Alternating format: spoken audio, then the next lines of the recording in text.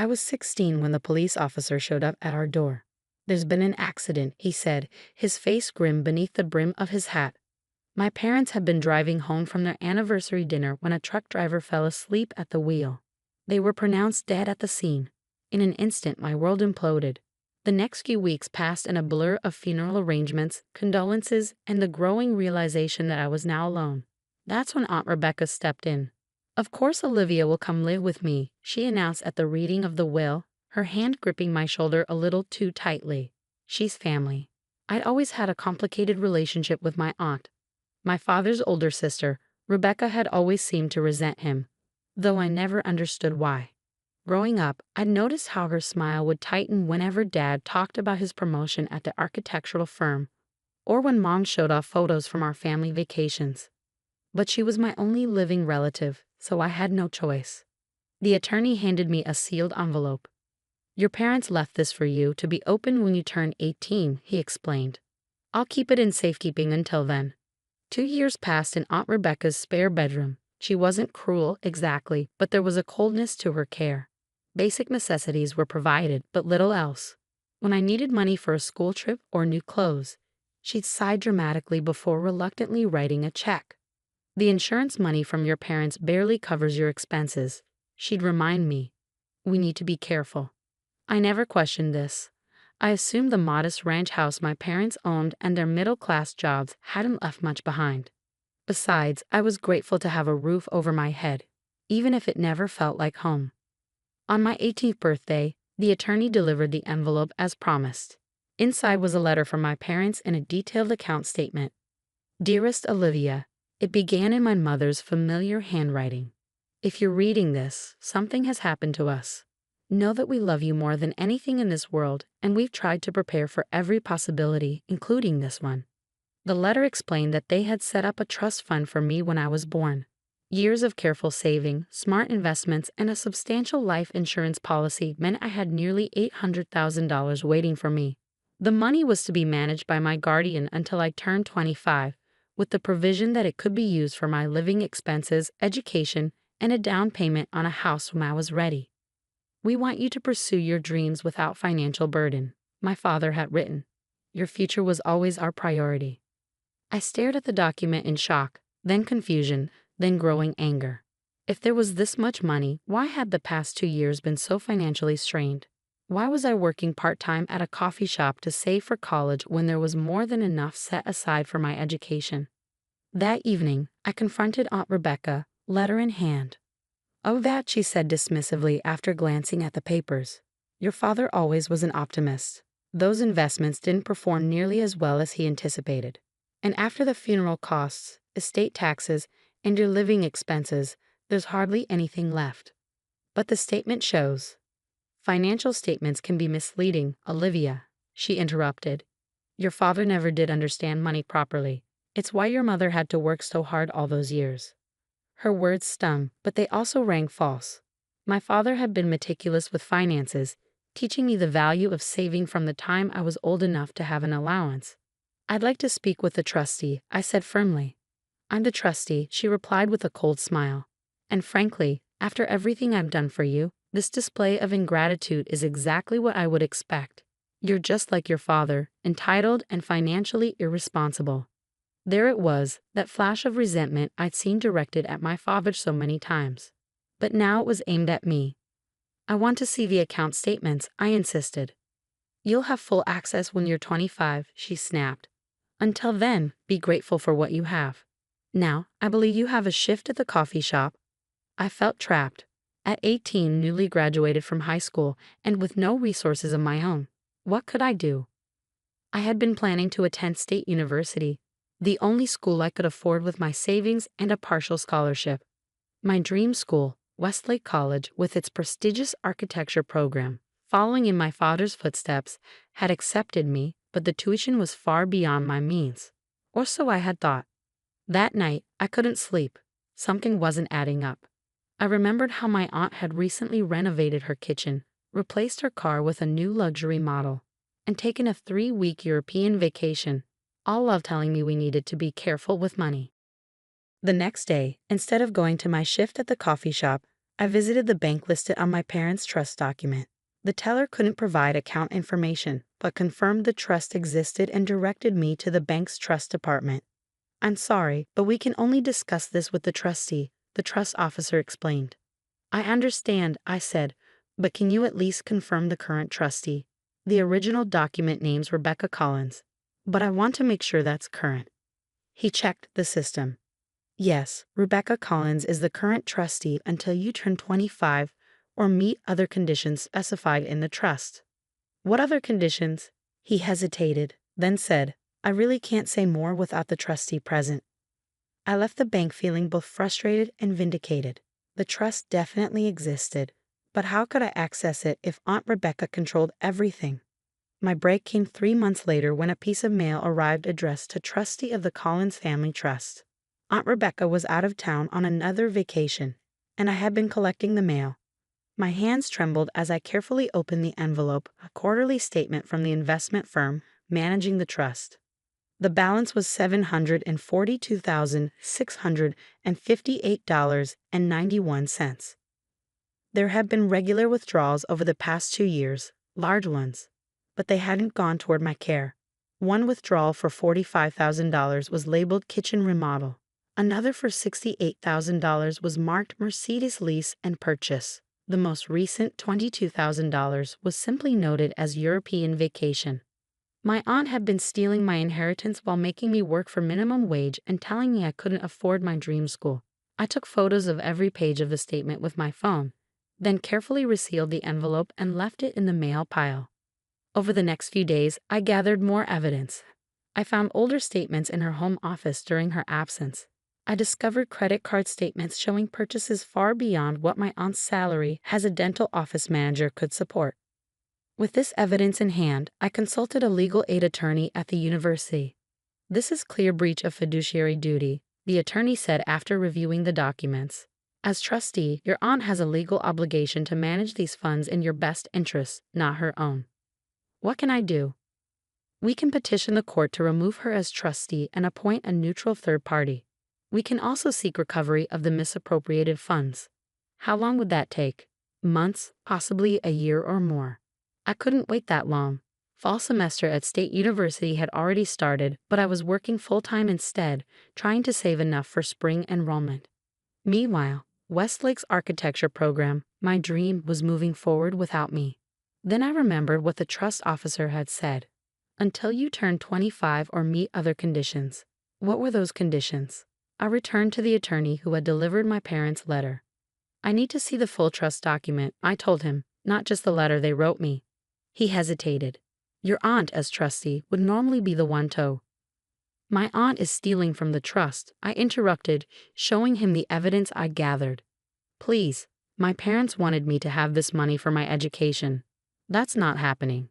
Perhaps it was the desperation in my voice, or maybe it was the compelling evidence of my aunt's misdeeds, but he retrieved the document from his files. There in section 7.3 was my answer. Upon enrollment in an accredited 4-year university or college, the beneficiary shall have access to funds necessary for tuition, room, board, and reasonable educational expenses to be dispersed directly to said institution and to the beneficiary for living expenses. I didn't need to wait until 25. I just needed to enroll in college, which I had been trying to do all along. Armed with this knowledge, I formulated a plan.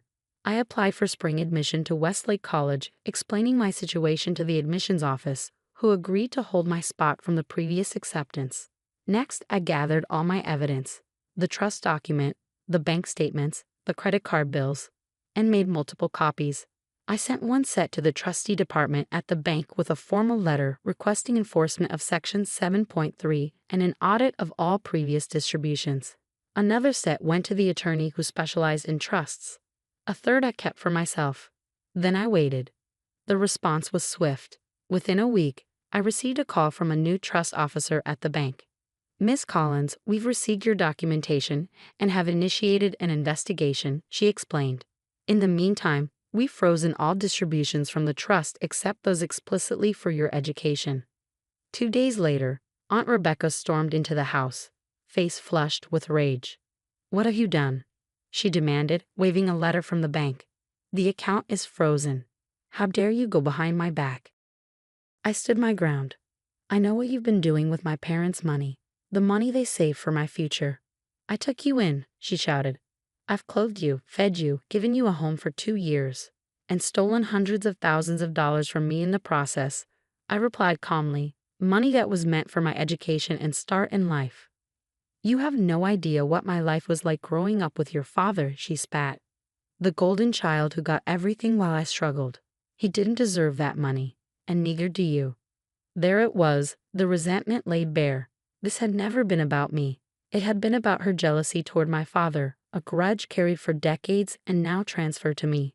Pack your things, she ordered. I want you out of my house by tomorrow. I had anticipated this reaction. I already have a dorm room waiting at Westlake, I told her. I start in January. Her eyes widened. Westlake? You can't afford Westlake. Actually, I can. The trust is paying for it directly to the school, as my parents intended. The next few months were a whirlwind. I moved in with a friend until the dorms opened, enrolled in my dream architecture program, and watched as the legal system slowly worked on recovering the funds my aunt had misappropriated. The bank removed Aunt Rebecca as trustee, appointing a professional manager in her place. The new trustee initiated proceedings to recover the stolen funds, and formal charges of financial exploitation were being considered. For nearly 3 years, I had no contact with my aunt.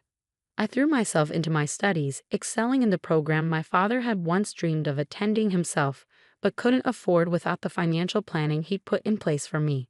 The irony wasn't lost on me. Graduation day arrived on a perfect spring morning. As I sat among my classmates in my cap and gown, I scanned the audience out of habit, not expecting to see any family there to celebrate with me. To my surprise, I spotted Aunt Rebecca in the back row. She looked smaller somehow, her normally immaculate appearance slightly disheveled. According to my lawyer, she had been ordered to repay over $300,000 to the trust and had been forced to sell her house and luxury car to comply. The threat of criminal charges had been dropped in exchange for full restitution. After the ceremony, she approached hesitantly, watching as my friends congratulated me with hugs and photos. Olivia, she said when we were finally face to face. Congratulations. Thank you, I replied, unsure what else to say. She fidgeted with her purse strap. You look so much like your father on his graduation day. I waited, sensing she had more to say. I've been in therapy, she continued, her voice low, trying to understand why I did what I did. The resentment I carried all those years, it consumed me. And did you? I asked. Understand it? She nodded slowly. My actions were inexcusable. The jealousy I felt toward your father, and then toward you, it was never about anything he did. It was about my own insecurities, my own failures. She paused. I don't expect forgiveness, but I wanted you to know I'm sorry, truly sorry. I studied her face, searching for the manipulation I'd grown accustomed to. Instead, I saw something I'd never witnessed from her before, genuine remorse.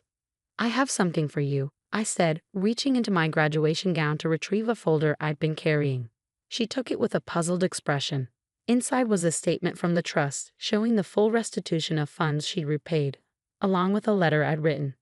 I'm releasing you from any further legal obligation, I explained.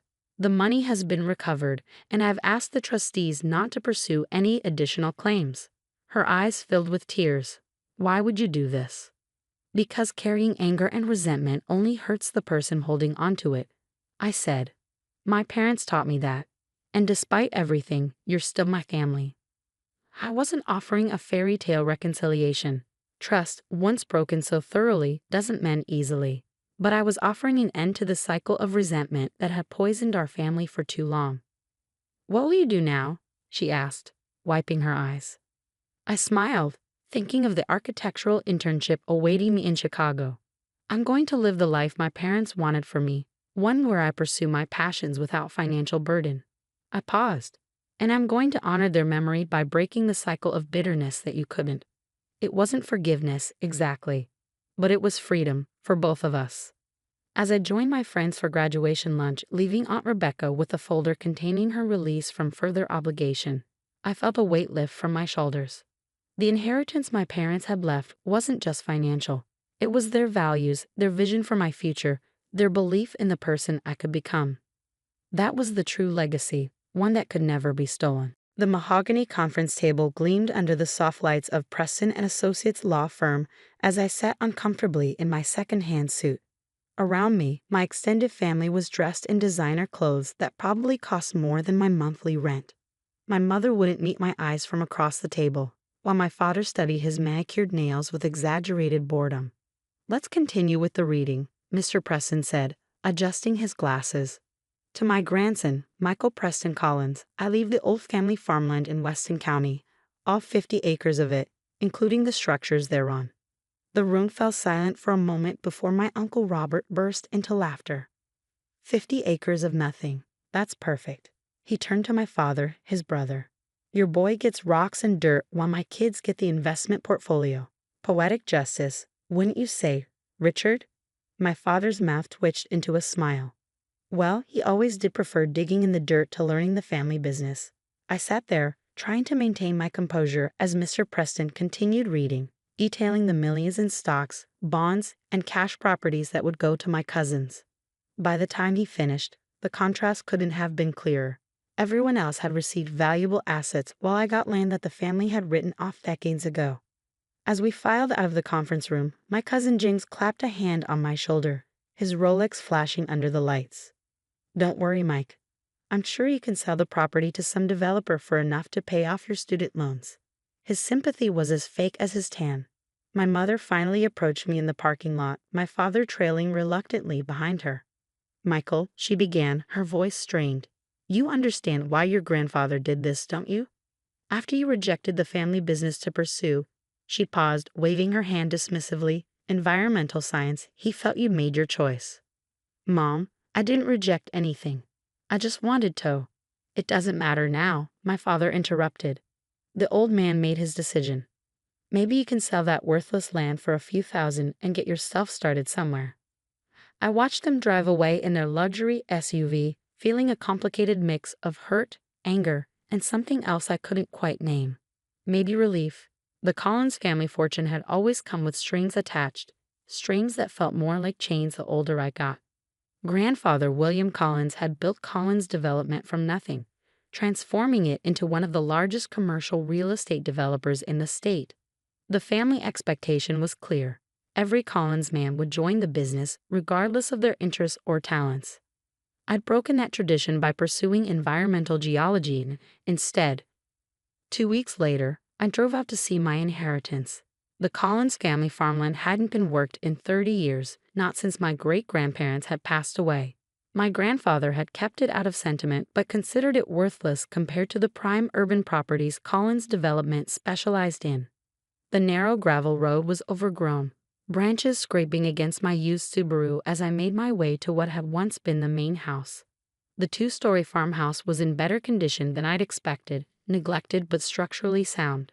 Behind it stood a massive old barn, its red paint faded to a dusty pink. As I walked the property line, my training kicked in.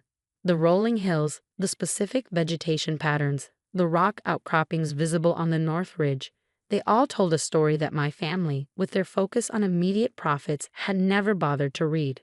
That evening, sitting on the farmhouse's sagging porch, I called my college roommate, Eliza Wong, now working for the U.S. Geological Survey. "Hey, Liz, remember that formation we studied in advanced geological mapping? The one with the unusual mineral deposits? I think I'm looking at something similar." "On your grandfather's land? That's in the Weston Basin, right?" Her interest was immediately piqued. "Mike, that whole area has been getting attention lately. There've been preliminary findings off lithium deposits," I finished for her, "potentially significant ones." There was a pause before Eliza spoke again. "How soon can I come out with some equipment?" Over the next few weeks, Eliza and I conducted preliminary surveys of the property. We kept our work quiet, using equipment borrowed from her department under the guise of a training exercise. What we found exceeded even my initial suspicions. "These readings are off the charts, Mike," Eliza said one evening as we reviewed the data in the farmhouse kitchen. "If the deep samples confirm this, you're sitting on one of the largest lithium deposits east of the Mississippi, with the demand for electric vehicle batteries soaring." She didn't need to finish. We both knew what this meant. "I hired an independent geological survey team. paying for it with nearly all my savings. Their comprehensive report confirmed everything. The worthless farmland contained lithium deposits conservatively valued at $175 million, potentially much more with proper extraction. The day I received the official report, I sat in the old barn, where we found the most promising samples, and thought about what to do next. The Collins family had always valued money above all else. Now I had the potential for more wealth than even my grandfather had accumulated, without compromising my environmental principles. I called my parents first. "Michael, is everything all right?" My mother answered, surprise evident in her voice. "I rarely called these days. Everything's fine, Mom. I wanted to let you and Dad know that I've decided what to do with grandfather's land." "Oh, found a buyer willing to take it off your hands?" I could hear the dismissive smile in her voice. "Not exactly. I've had some geological surveys done. Turns out the property sits on one of the largest lithium deposits in the eastern United States." The silence that followed was deafening. "What did you say?" My father's voice now sharp and suddenly attentive. "The land is worth approximately $175 million, Dad. Possibly more." Another long silence. "We'll be there tomorrow morning," he said finally, his tone completely transformed. "Don't do anything until we arrive. Your mother and I can help you navigate this." I ended the call and leaned back against a wooden support beam, smiling slightly at how predictable they were. Next, I called my Uncle Robert. The news spread through the family like wildfire. By evening, I'd received calls from cousins I hadn't spoken to in years, all suddenly concerned about my well-being and eager to help with my newfound fortune. The next morning, I sat waiting on the farmhouse porch when 3 luxury cars pulled up in a cloud of dust. My parents emerged from the first, followed by Uncle Robert and Aunt Patricia from the second, and my cousins James and Elizabeth from the third. "Michael." My mother rushed forward to embrace me, the first hug she'd offered in years. "Darling, we're so proud of you for discovering this opportunity." Uncle Robert was less subtle. "Now, Mike, before you make any decisions, you should know that Collins Development has the infrastructure to handle this kind of project. We could fold this property into our existing operations and pay me a token amount while the company reaps the real benefits." I finished for him. My father stepped forward, his business smile firmly in place. "Son, what Robert means is that we can help you maximize the value here. You're not experienced in development deals." "That's true," I acknowledged. "I'm not a developer. I'm an environmental geologist, exactly the right person to understand what we're dealing with." I led them into the barn, where I'd set up displays of the survey results, extraction options, and environmental impact assessments. "The lithium here isn't just valuable. It's accessible through low-impact extraction methods that would preserve most of the land's surface features," I explained, watching their expressions shift between greed and confusion as I used technical terms they didn't understand. "The point is," my cousin James interrupted, "how quickly can we get this operation up and running?" The family company called. "There's no we here, James," I said firmly. "This land and everything on or under it belongs to me alone." "Now wait just a minute," Uncle Robert blustered, his face reddening. "You're a Collins. This should benefit the whole family." I looked at him steadily. The same family that laughed when I received this worthless dirt?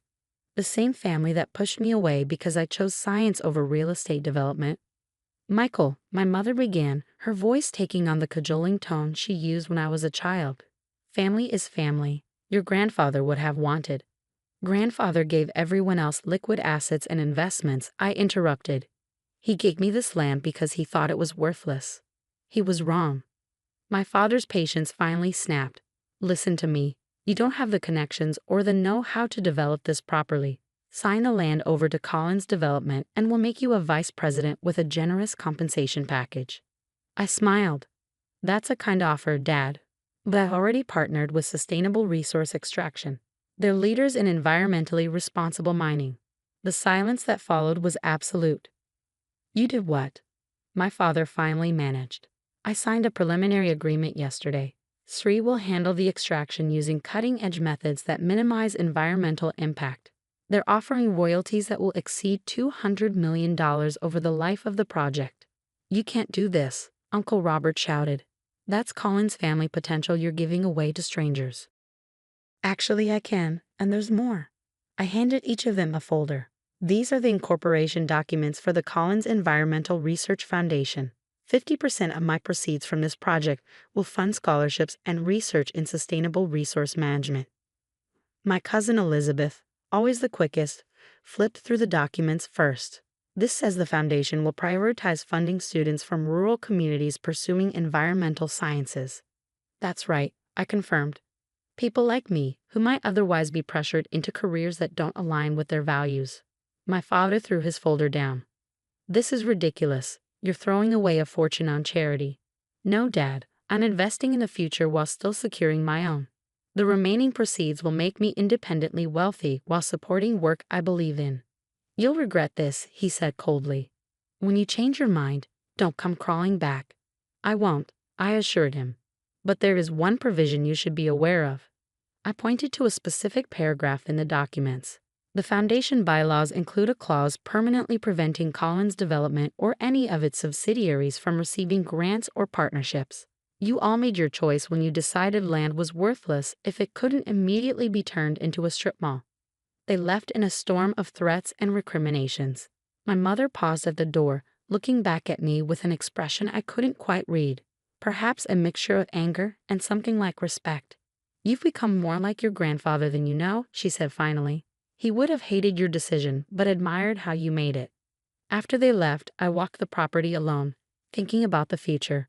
The development would change this land, but with the right approach, we could extract what was valuable while preserving what was precious. The old farmhouse would become the local headquarters for the foundation, supporting research on sustainable practices. 6 months later, as the first phase of careful extraction began, I received an unexpected visitor. My grandfather's old lawyer, Mr. Preston, drove up in his modest sedan. I hoped you wouldn't mind a visit, he said, shaking my hand. I've been following your progress with interest. We walked the property together, and I showed him the careful work being done to preserve as much of the natural landscape as possible while accessing the lithium deposits. Your grandfather would never admit it, Mr. Preston said as we stood overlooking the operation, but he suspected there might be something valuable here. I turned to him in surprise. Inu? The old lawyer smiled. William had preliminary tests done 15 years ago that showed potential, but developing it would have required expertise that Collins Development didn't have, environmental expertise. So when he left me this land, he was giving you a test and an opportunity in his own stubborn way. The test was whether you'd look beyond what everyone else saw. The opportunity was to prove that your chosen path had value. I shook my head, laughing quietly at my grandfather's roundabout method. He could have just told me. That wasn't William's style. He believed people needed to find their own ways. Mr. Preston handed me an envelope. He asked me to give you this if you ever discovered the land's true value. Inside was a single page in my grandfather's handwriting. Michael, if you're reading this, you've proven what I suspected. Sometimes the most valuable things aren't obvious to those too busy looking elsewhere. Your cousins will inherit what I built. You will build something new. That makes you more like me than any of them. Use it wisely, grandfather. Standing there with the letter in my hands, watching carefully designed extraction equipment work in harmony with the land, I felt a sense of vindication and purpose stronger than any resentment toward my family. They had valued only what they understood and dismissed everything else. In doing so, they'd given me exactly what I needed to create something they could never imagine. A fortune built on sustainability rather than exploitation. The irony wasn't lost on me that in trying to punish me with worthless land, they had instead given me the perfect foundation for a legacy that would long outlast Collins Development's gleaming towers of glass and steel. Sometimes, what looks like the worst inheritance becomes the greatest gift of all. Some families welcome you with open arms. The Blackwells were not that kind of family. From the moment James introduced me as his fiancé, his mother Vivian had regarded me with the cool assessment of someone inspecting damaged goods. His sister Audrey barely concealed her disdain behind tight smiles, while his father Richard simply looked through me as if I were made of glass. Emma works at the Children's Hospital, James had explained proudly during that first uncomfortable dinner at their Beacon Hill mansion. As a doctor? Vivian had asked, perfectly tweezed eyebrows raised hopefully. As an art therapist, I'd answered, I help children process trauma through creative expression. How? Nice? Vivian had replied, in a tone that suggested it was anything but. I suppose not everyone can handle medical school. That set the tone for our relationship. In their eyes, I was unworthy of their son, the brilliant neurosurgeon from the distinguished Blackwell family, whose ancestors had practically built Boston. I was just a girl from somewhere in the Midwest, Minnesota, actually with a master's degree in a hobby field, their words, and no impressive family connections. What the Blackwells didn't know, what I hadn't told James yet, was that I had deliberately downplayed my background. After growing up in the suffocating world of old money and social expectations, I'd wanted to make my own way, to be loved for myself rather than my family name or bank account. When I met James during a hospital fundraiser, I'd been drawn to his compassion and dedication to his patients, not realizing he was a Blackwell until our third date. By then, I was already falling in love with the man, not the pedigree. And I wanted him to love the real me, Emma Larson, art therapist, not Emma Larson Miller, heiress to the Miller publishing fortune and granddaughter of Eleanor Miller, the famously private fashion designer behind the exclusive Valentina culture label. So I kept quiet about my background, enduring the Blackwell's condescension with as much grace as I could muster. James defended me when he could, but he was often caught between loyalty to me and a lifetime of deference to his formidable family. They'll come around, he promised, kissing my forehead. Once they see how happy you make me, they'll have to. But 6 months into our engagement, with the wedding just 8 weeks away, the Blackwells had shown no signs of warming to me. If anything, their thinly veiled disapproval had intensified as wedding plans progressed. Which brought us to today, the final fitting for my wedding dress, an appointment that should have been special and intimate. Instead, Vivian had insisted on accompanying me, bringing Audrey and her mother's friend Diane Cartwright, the self-appointed arbiter of Boston society fashion, for expert opinions. I just want to make sure everything is appropriate, Vivian had said. Translation: she didn't trust me not to embarrass the family. I had agreed, knowing what they didn't. The dress I'd chosen was a Valentina original, designed by my grandmother specifically for me. Not that they would recognize it immediately. Valentina Couture created fewer than 20 dresses per year, each one unique, each one coveted by royalty and A-list celebrities worldwide. My grandmother operated in complete privacy, her identity known to only a handful of people in the fashion world. The bridal salon, Le Ciel Bridal, was the only boutique in Boston authorized to handle Valentina fittings. The owner, Marguerite, was one of the few who knew both my grandmother's identity and my connection to her. She had promised complete discretion for today's appointment. Emma, darling. Marguerite greeted me with the traditional European double kiss when we arrived. As she noticed Vivian's slight frown at our familiarity, she gave no indication. We have everything prepared in the private salon. She led us through the main showroom, past racks of designer gowns that made Audrey and Diane murmur appreciatively, and into an elegant fitting room with champagne already poured and waiting. Now, Marguerite said, addressing me while pointedly ignoring my entourage, your final alterations are complete. Are you ready to see? I nodded, trying to calm the butterflies in my stomach. Despite knowing I had chosen a masterpiece, the weight of the Blackwell's judgment made me uncharacteristically nervous. Marguerite disappeared into an adjoining room and returned carrying my dress with the reverence of someone handling a priceless artifact, which in the fashion world it essentially was. The dress was deceptively simple at first glance. An ivory silk column with a subtle A-line silhouette, minimal beading, and delicate cap sleeves. What made it extraordinary were the nearly invisible details: hand-embroidered vines that spiraled across the bodice, thousands of tiny seed pearls creating texture that caught the light with every movement, and the impeccable construction that made it look effortless. But the Blackwell women saw none of this. Oh, Vivian said flatly, it's very plain. Audrey circled the dress with narrowed eyes. Where did you find this again? It looks like something off the rack at one of those budget bridal stores. Diane Cartwright adjusted her designer glasses. No structure, no presence, certainly not what I'd expect for a Blackwell wedding. I bit my tongue as Marguerite helped me into the dress behind a dressing screen. When I emerged, even I was stunned by the transformation. The dress, beautiful on a hanger, became transcendent when worn.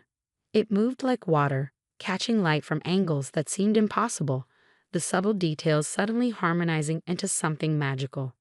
But the magic was lost on my audience. "What a shame you couldn't afford something better," my future sister-in-law sneered, eyeing my wedding dress with undisguised contempt. "Everyone will know you married James for his money." Vivian sighed dramatically. "We could have helped, you know. The Blackwell name opens doors. I'm sure Carolina Herrera would have made time in her schedule if he just asked us instead of settling." Marguerite, who had been making minuscule adjustments to the hem, slowly straightened, her professional composure cracking. "Excuse me, but this dress is—" "It's fine, Marguerite," I interrupted softly. I had promised myself I wouldn't reveal my background out of spite, but I was beginning to reconsider. Deanne Cartwright had approached to examine the fabric more closely. "At least the material isn't polyester. Small mercies." She reached for the collar, where the dressmaker's label was discreetly sewn. "Let's see who actually made this understated little number." The bridal shop owner gasped when she flipped the dress label, her eyes widening in alarm. "This is a one-of-a-kind Valentina Coucher." The room fell silent. Even in Boston's rarefied social circles, a Valentina original was mythical, the fashion equivalent of spotting a unicorn. Diane's hand jerked away from the label as if burned. "That's impossible," she whispered. "Valentina creates fewer than 20 pieces annually. Her waiting list is years long. Even I couldn't secure one for my daughter's wedding." Vivian had gone pale. "There must be some mistake. How could you possibly—" Now my mother-in-law was frantically backpedaling, her social instincts kicking in as she reassessed everything she thought she knew about me. "I had no idea you came from that kind of family." That's when I decided to tell them exactly who I really was. "My full name," I said quietly, meeting Vivian's stunned gaze in the mirror, "is Emma Larson Miller. My grandmother is Eleanor Miller." The revelation landed like a bomb. Diane Cartwright actually gasped, clutching her pearl necklace. "Eleanor Miller," she repeated. "The Eleanor Miller? Publishing magnate Stephen Miller's wife?" I nodded. "And the woman behind Valentina Coucher, though that's not public knowledge." Audrey had collapsed onto a velvet settee, her face a study in horrified realization. "But your job, the art therapy, is my passion," I finished for her. "I could have joined the family business or lived off my trust fund, but I chose to build my own life. Just like I chose James for his kindness and brilliance, not his last name." Vivian was struggling to process this information, social calculations visibly racing behind her eyes. The Blackwells were wealthy and respected in Boston society, but the Miller publishing empire operated on a different level entirely, international, intensely private, and worth billions. "Why didn't you tell us?" she finally managed. "Would it have mattered?" I asked. "Would you have treated me differently if you'd known my family had more money than yours? Because that would be rather revealing, wouldn't it?" Marguerite, bless her, chose that moment to bring over the veil, another Valentina creation of handmade Belgian lace so fine it seemed to float. "Your grandmother sent this over this morning," she said, carefully arranging it on my head. "A gift to complete the ensemble." The addition of the veil transformed the look entirely. Standing there in Valentina Coucher, I no longer felt like the outsider trying to measure up to Blackwell standards. I was simply a bride preparing to marry the man I loved. "I think," I said, smoothing the perfect silk, "that we're finished with the fitting." "Thank you, Marguerite." The ride back to my apartment was silent, the Blackwell women processing their new reality. As we pulled up to my building, a modest brownstone I chosen for its proximity to the hospital rather than its address, Vivian finally spoke. "Will you tell James about your family tonight?" I confirmed. "I've already invited him over for dinner. I should have told him sooner, but I wanted to be sure he loved me for myself." Something shifted in Vivian's expression, perhaps the first genuine emotion I'd seen from her. "I understand that impulse better than you might think." After a pause, she added, "The dress is exquisite, by the way, truly worthy of a Blackwell bride." It wasn't exactly an apology, but from Vivian Blackwell, it was a start. That evening, I prepared a simple dinner in my apartment, nervous about James's reaction. Would he be hurt that I kept this secret? Would it change how he saw me? When I opened the door to him, his smile, the one that still made my heart skip, reassured me instantly. "Hey, beautiful," he said, kissing me hello. "How was the fitting? Did my mother behave?" "About that," I began, leading him to the couch. "There's something I need to tell you." I explained everything: my family, my grandmother's secret identity, my decision to make my own way. As I spoke, I watched his expression carefully, looking for signs of anger or betrayal. Instead, when I finished, he laughed. "Emma Miller? The Emma Miller. I had the biggest crush on you in college." "What?" Now it was my turn to be shocked. "Harvard Medical, your junior year at Boston University," he explained. "You spoke at a symposium on creative therapies and pediatric care. I was in the audience. You were brilliant and gorgeous, and when they introduced you as Emma Miller, heir to the publishing fortune, I thought, she's so far out of my league." "You knew?" I whispered. He shrugged. "I knew who Emma Miller was. But when I met Emma Larson years later, I didn't make the connection. You were just the compassionate art therapist who challenged me to see my patients as whole people, not just neurological puzzles." Tears pricked my eyes. "And you didn't care about any of it. The name, the money." "I fell in love with you," he said simply. "Though I have to admit, I'm relieved my mother found out before the wedding. Now she can stop treating you like you're after my non-existent fortune." I laughed through my tears. "She's already adjusting. You should have seen her face when she realized my grandmother is Valentina." James pulled me close. "I'm marrying you for your terrible taste in movies, your inability to cook anything more complex than pasta, and the way you see beauty in broken things. The dress is just a bonus." 2 days later, a handwritten note arrived from Vivian Blackwell, requesting my presence at tea. When I arrived at the Beacon Hill mansion, I found not just Vivian but Audrey waiting in the solarium, both impeccably dressed and visibly nervous. "Emma," Vivian began after the initial pleasantries, "I owe you an apology. My behavior has been inexcusable." Audrey nodded vigorously. "Mine too. We were horrible to you." "We were protecting James," Vivian continued, "or so we told ourselves. But in truth, we were protecting our own narrow view of what his life should be." I accepted their apology with grace, recognizing the genuine remorse beneath the carefully composed exteriors. As we sipped tea, the conversation gradually became more natural, evolving from stilted politeness to something approaching warmth. "There is one thing," Vivian said hesitantly as I prepared to leave. "The Blackwells host an annual charity gala for Boston Children's Hospital. Given your work there and your family's philanthropic history, would you consider taking a more active role in organizing it this year?" It was an olive branch and an acknowledgement of my professional value separate from my family name. "I'd be honored," I replied sincerely. The week before the wedding, a special delivery arrived at my apartment, a handcrafted wooden box containing a diamond and pearl tiara, accompanied by a note in my grandmother's elegant handwriting. "Dearest Emma, this has adorned the brides in our family for 4 generations. Wear it not as an heiress, but as a woman who knows her true worth comes from within. With love and pride, Grandmother." On my wedding day, as I prepared to walk down the aisle wearing my Valentina gown and family tiara, my father asked if I regretted keeping my background secret for so long. "Not for a moment," I told him.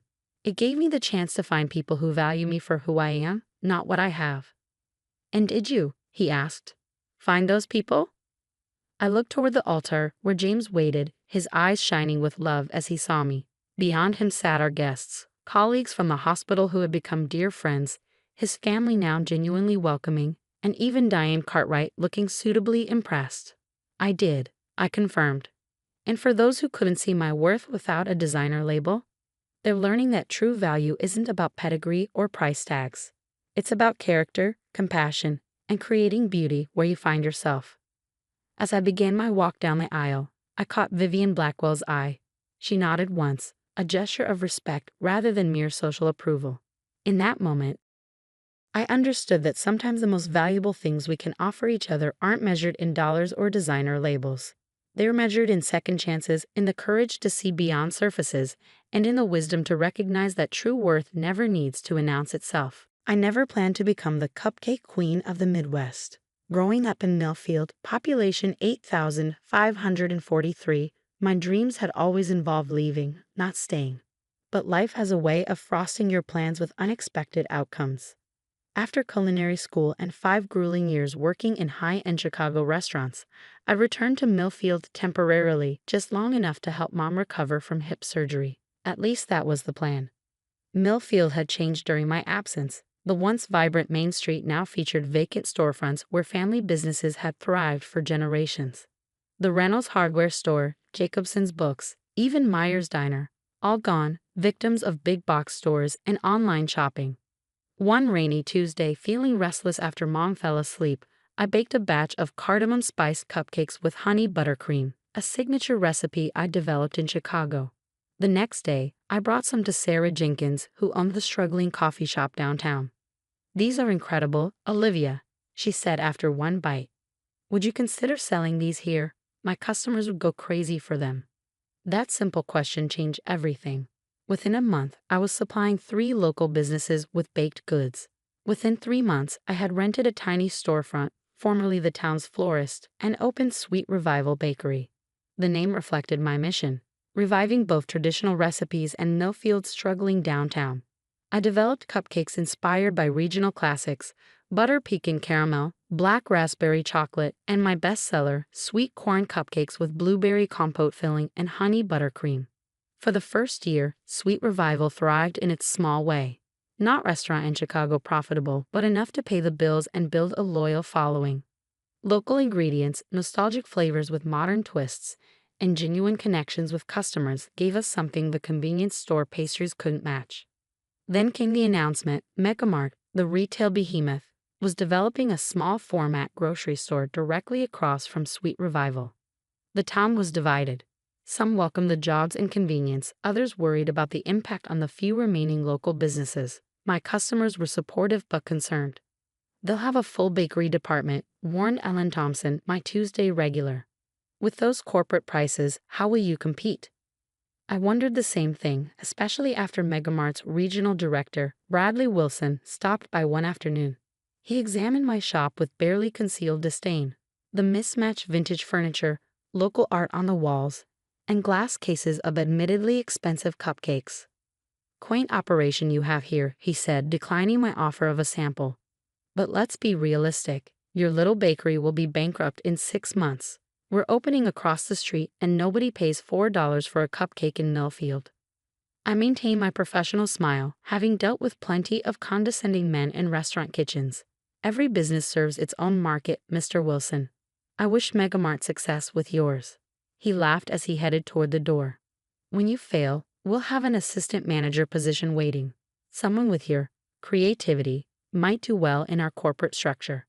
After he left, I sat down and seriously evaluated my options. Competing on price was impossible. Megamart's industrial bakery products produced in massive quantities would cost a fraction of mine.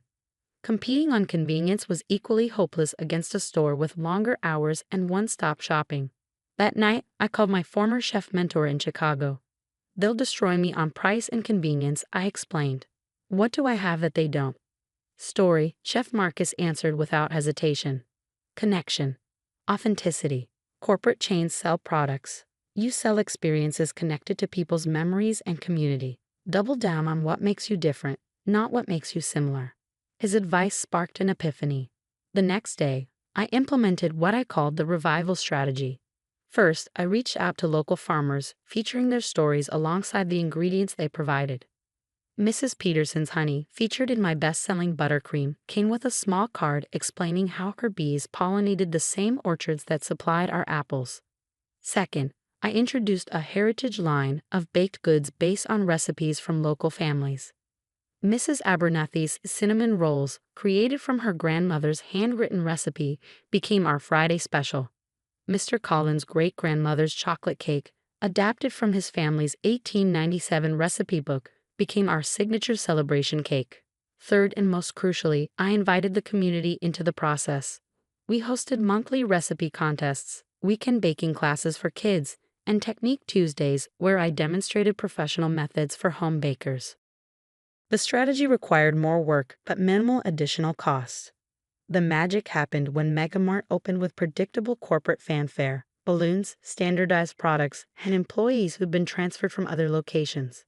Their bakery department featured perfectly uniform, plastic packaged cupcakes for $1.99. As predicted, many price-conscious customers flocked to the cheaper option. For 2 terrifying weeks, my sales dropped nearly 40%. Then something unexpected happened. People started coming back. "These just don't taste the same," Mrs. Gunderson complained, returning to buy a half dozen of my apple spice cupcakes. "And nobody here knows anything about what's in them." Mr. Rodriguez, who initially switched to Megamart's cheaper option for his weekly office treats, returned after his coworkers complained. "They said your cupcakes were worth the extra money. Something about how they remind them of their grandmother's kitchens." Slowly, steadily, business recovered. Not completely, some customers were permanently lost to lower prices, but enough to keep us afloat. Meanwhile, I continued innovating, introducing seasonal specials featuring uniquely local ingredients: pawpaw custard in fall, black raspberry in summer, and maple walnut in winter. 6 months after Megamart's confident prediction of my demise, Sweet Revival was not only surviving but growing. Our heritage line had expanded to include breads, pies, and cookies, each with a family story. Local media covered our community initiatives, particularly after we started the Future Bakers program providing culinary scholarships to Millfield High School graduates. At month 8, something truly unexpected happened. The Megamart store manager, not Bradley Wilson, but his replacement after a regional restructuring, came in and ordered 4 dozen assorted cupcakes. "Corporate visitors," she explained sheepishly. "They specifically requested local specialties to experience during their visit." By month 10, 3 development companies had approached me about opening locations in neighboring towns. I selected one location in Riversdale, 20 miles away, maintaining the same commitment to local ingredients and community connection. The second Sweet Revival opened with lines around the block. Local news coverage expanded to regional interest. A food blogger from Chicago made the 2-hour drive to profile our hyperlocal cupcake revolution. The story got picked up by national outlets looking for heartwarming small-town success stories. Exactly 1 year after Bradley Wilson's dismissive prediction, my phone rang while I was developing recipes in our new Riversdale kitchen. "Olivia Bennett, this is James Peterson, Megamart VP of Operations." I recognized the name from industry publications. He outranked Bradley Wilson by several levels. "What can I do for you, Mr. Peterson?" I asked, genuinely curious about this unexpected call. "I'll be direct, Ms. Bennett. Your products have developed quite a following. We've had numerous customer requests to carry Sweet Revival items in our stores. We'd like to discuss a national distribution deal for your products." I nearly dropped the phone. National distribution would mean millions in revenue, mainstream recognition, and validation that my small-town bakery had created something of significant value. "That's quite an offer," I managed, trying to sound professional rather than shocked. "We're prepared to be very generous," he continued. "Our initial projections suggest we could move 30,000 units weekly across our Midwest locations alone. We'd handle mass production, of course." That detail snapped me back to reality. Mass production, using your facilities and ingredients? Naturally, we need to adapt the recipes for scale and shelf stability. Our food scientists are excellent at maintaining the essential flavor profiles while optimizing for production efficiency.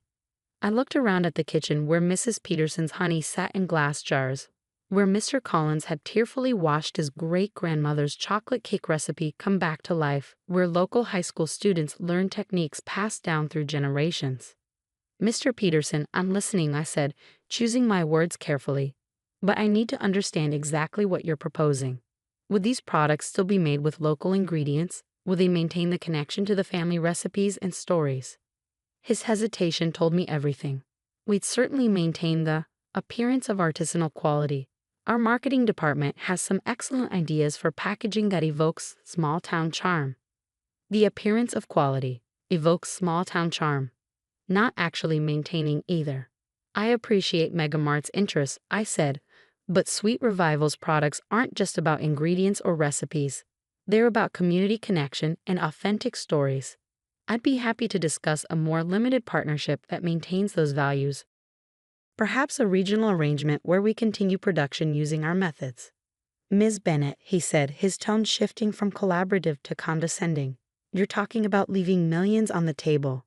Your current production methods simply won't scale to national distribution." "Then perhaps national distribution isn't right for Sweet Revival," I replied. "But I'm open to creative alternatives that preserve our core values." After several more conversations and a visit from Megamart's Artisima Brands team, we reached an unexpected compromise. Rather than mass-producing Sweet Revival products for national distribution, Megamart would feature our bakery in a new Local Legends program in their Midwest stores. The arrangement allowed us to maintain production control while gaining distribution in 50 stores across 5 states. More importantly, it came with no recipe modifications and included prominent storytelling about our ingredients, heritage connections, and community impact. 2 years after that initial dismissive visit from Bradley Wilson, Sweet Revival had grown to 4 locations, a dedicated production facility employing 27 people, and distribution through Megamart's Local Legends program. Our scholarship fund had sent 5 Millfield graduates to culinary school, 2 of whom returned to work with us. Most surprisingly, our success sparked a mini renaissance in Millfield's downtown. A local cheese shop opened next door, followed by a boutique selling regionally made crafts. The long-vacant Myers Diner was revived by a young couple offering modern takes on classic Midwestern comfort food. When Food and Wine magazine ran a feature titled The Small Town Bakery That Stood Up to a Retail Giant, they asked what I had that Megamart didn't. Authenticity can't be mass-produced, I explained. When people buy our sweet corn cupcakes, they're not just getting a dessert. They're getting Mr. Hoffman's corn grown 3 miles away. They're getting my grandmother's technique for extracting corn milk. They're getting the story of how this recipe helped revive a struggling Main Street. The reporter pressed further. Weren't you tempted by Megamart's original offer? It would have meant national distribution overnight. Of course I was tempted, I admitted. But scaling too quickly would have meant sacrificing what made us special in the first place. Sometimes success means knowing what compromises you won't make, not just what opportunities you'll pursue. Last month, Bradley Wilson came back to Millfield. He didn't visit the bakery, but Ellen Thompson, my Tuesday regular who works at the bank, overheard him at lunch. That cupcake place should have failed, he told his companion. It defies every market analysis. $4 cupcakes in a town with median household income under $50,000? It shouldn't work. His companion, apparently another Megamart executive, reportedly replied, sometimes the algorithms miss the human element. People don't just buy food, they buy meaning. That's why we're rolling out Local Legends nationally. When Ellen relayed this conversation, I couldn't help but smile. The corporate giant that had planned to put us out of business was now trying to learn from our success. That evening, as I worked on recipes for our seasonal summer menu, my phone rang again. This time, it was a producer from a national morning show. We're doing a segment on small businesses succeeding against major corporations, she explained. Your story keeps coming up as the perfect example. Would you be willing to share how a small-town bakery managed to not just survive, but thrive against direct competition from one of the world's largest retailers? I looked around at the kitchen where it all started, now expanded but still functioning with the same core values, and thought about how to explain our journey. It's simple, I told her. They were selling cupcakes. We were selling community. And it turns out, people are hungry for both. The champagne flutes clinked around the table as Thomas's father, Richard Bennett, stood to make a toast. The private dining room at Le Chateau littered with crystal and old money, making my simple black dress feel woefully inadequate. To my son Thomas and his interesting choice of bride, Richard announced, his eyes sliding over me with poorly concealed disapproval. May your union be as successful as Bennett Development has been for the past 30 years. Polite laughter rippled through the gathering of Thomas's family, all successful executives, lawyers, and doctors. I smiled tightly, feeling Thomas's hand squeeze mine under the table. We'd been dating for 2 years, but this was my first formal introduction to his extended family. So far, it wasn't going well. So, Olivia, Thomas's Aunt Margaret leaned forward, pearls swinging. Thomas mentioned you work in events, planning parties, and such. I own Mitchell Wedding Planning, I clarified. We specialize in luxury destination weddings. How quaint, she replied with a tight smile. I suppose someone has to organize these things. Before I could respond, Richard chimed in from across the table. A wedding planner? That's barely a real job. He laughed heartily, looking around for support, which his family eagerly provided. What's your annual revenue? 50,000. 100 if you're lucky. I felt my cheeks burn. My company had grossed $1.2 million last year. but I wasn't about to justify myself to these people.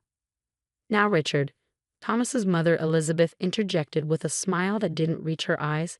Don't be rude. At least she's pretty. The table erupted in laughter again, as if Elizabeth had made a generous concession. Thomas finally spoke up, his voice tight with anger. Mom, Dad, that's enough. Olivia is incredibly successful at what she does. Richard waved his hand dismissively. No offense intended. It's just that in this family, we have certain expectations. The Bennett name opens doors, and we've all worked hard to maintain our reputation in Chicago's business community. Speaking of business, Thomas's brother Maxwell cut in, clearly trying to change the subject. How's the lakefront tower project coming along, Dad? Richard's expression clouded momentarily before he recovered. Just some temporary financing hurdles. Nothing to worry about.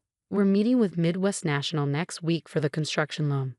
The conversation shifted to safer territory, but the damage was done. Throughout the meal, the subtle digs continued. Comments about my middle-class upbringing, questions about whether I'd be playing with flowers and dresses forever, and speculation about whether I could adapt to the Bennett lifestyle. Later that night in our apartment, Thomas apologized profusely. They're snobs, Liv.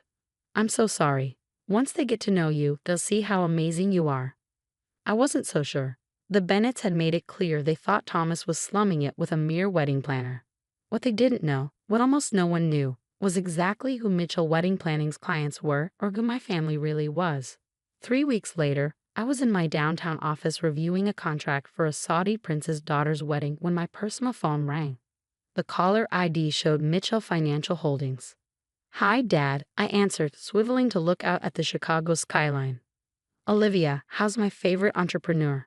My father's warm voice was a balm after the previous weeks of cold interactions with the Bennetts. Busy. The Sheikh Al Fayed's wedding is going to be our biggest event yet.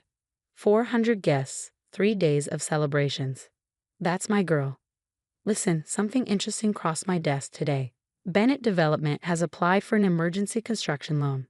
Apparently, their primary lender pulled out at the last minute, and they're scrambling to keep their lakefront tower project afloat. I straightened in my chair. My father, Jonathan Mitchell, wasn't just any banker. He was the CEO of Mitchell Financial Holdings, one of the largest private banking institutions in the Midwest. Our family had been in banking for 3 generations, managing wealth for some of the most influential families and governments around the world. Is that so? I kept my voice neutral, though my mind was racing. Yes. Quite a substantial amount, $24 million. The loan committee flagged it because of some concerning fluctuations in their recent project's profitability. They're overleveraged, and you're telling me this because... My father chuckled.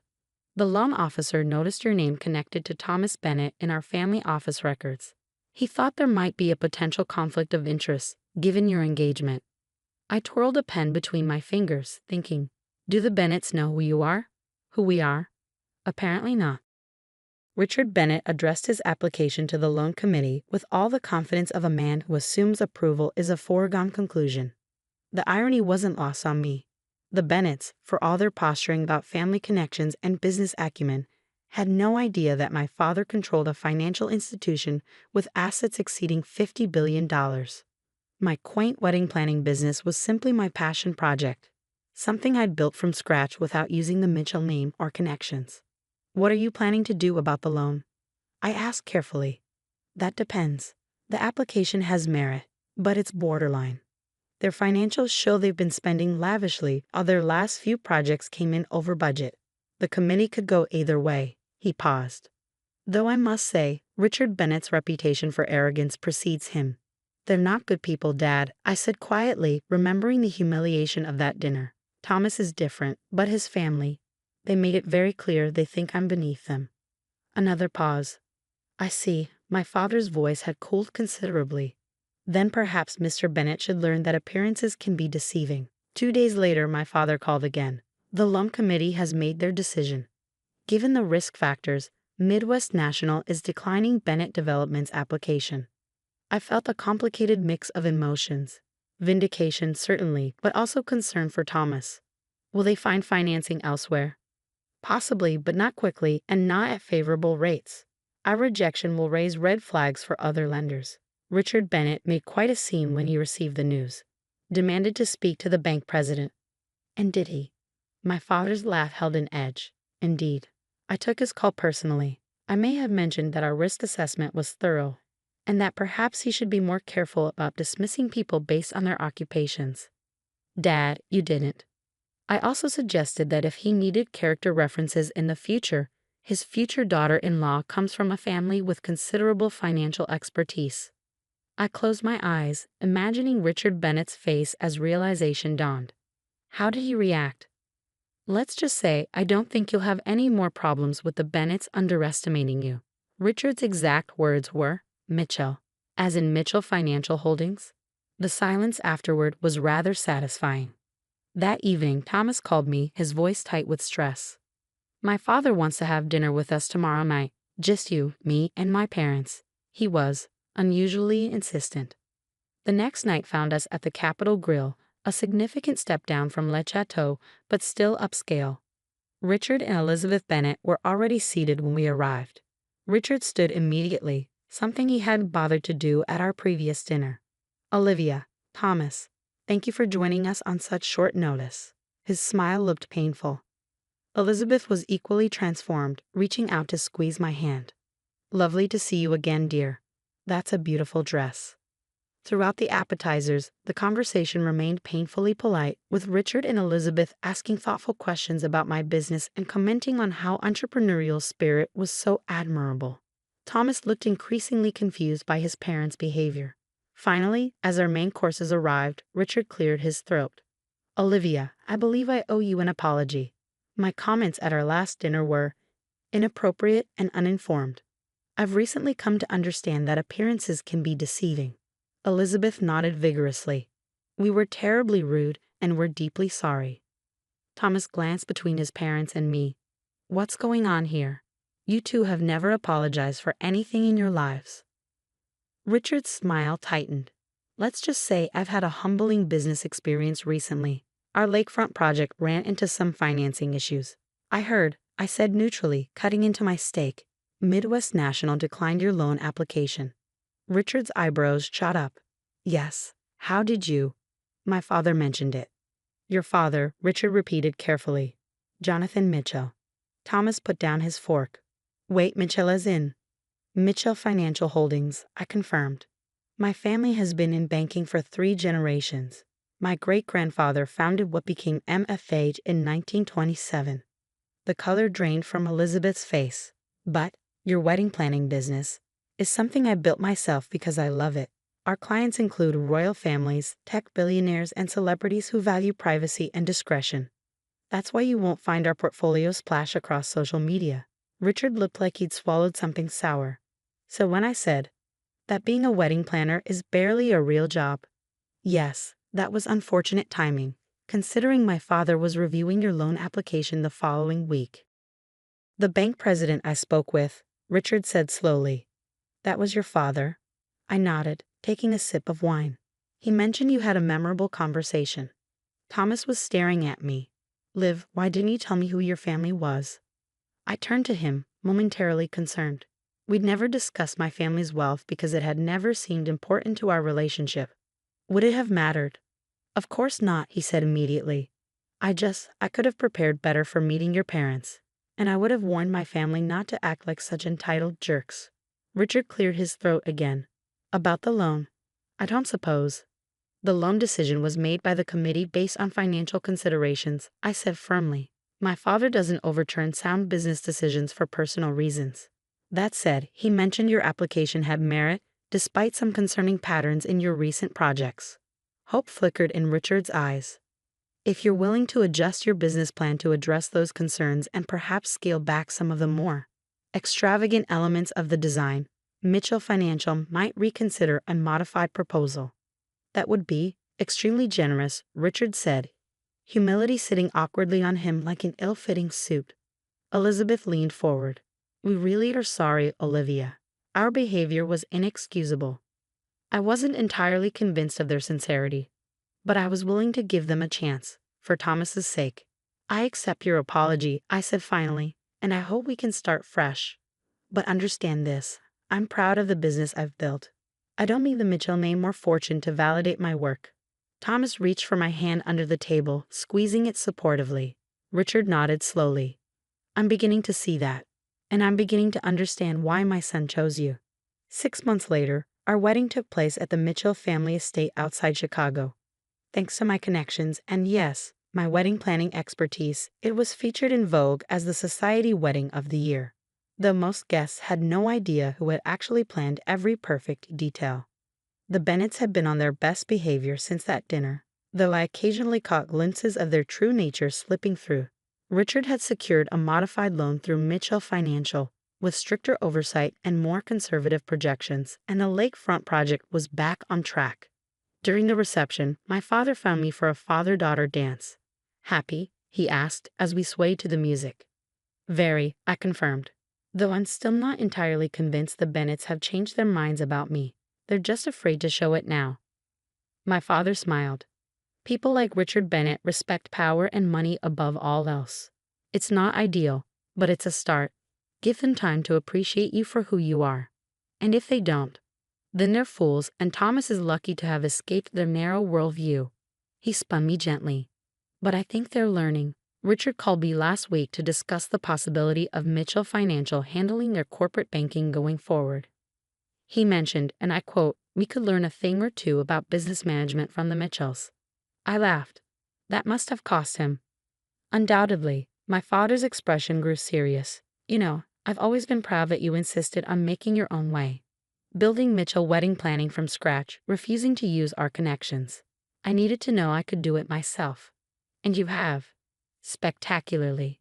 Though I must admit, watching Richard Bennett realize exactly who he'd been dismissing did provide a certain satisfaction.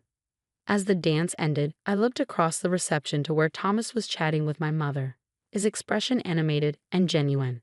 He caught my eye and smiled, that same warm smile that had first attracted me to him years ago, before I knew he was a Bennett or he knew I was a Mitchell. Richard and Elizabeth stood nearby, still somewhat uncomfortable but making an effort. They had learned an important lesson. Never judge someone's worth by appearances alone. Sometimes the wedding planner you're dismissing comes from one of the most powerful financial families in the Midwest. But more importantly, sometimes she's built something valuable all on her own, regardless of her last name. That night, as Thomas and I danced under the stars at the reception I had meticulously planned, I realized that the sweetest revenge wasn't in watching the Bennetts squirm, but in knowing my own worth, with or without the Mitchell fortune behind me. What are you thinking about? Thomas asked, noticing my smile. Just that appearances can be deceiving, I replied, and that's not always a bad thing. He laughed, spinning me under the twinkling lights. Here's to surprising people for the rest of our lives. I couldn't have planned it better myself.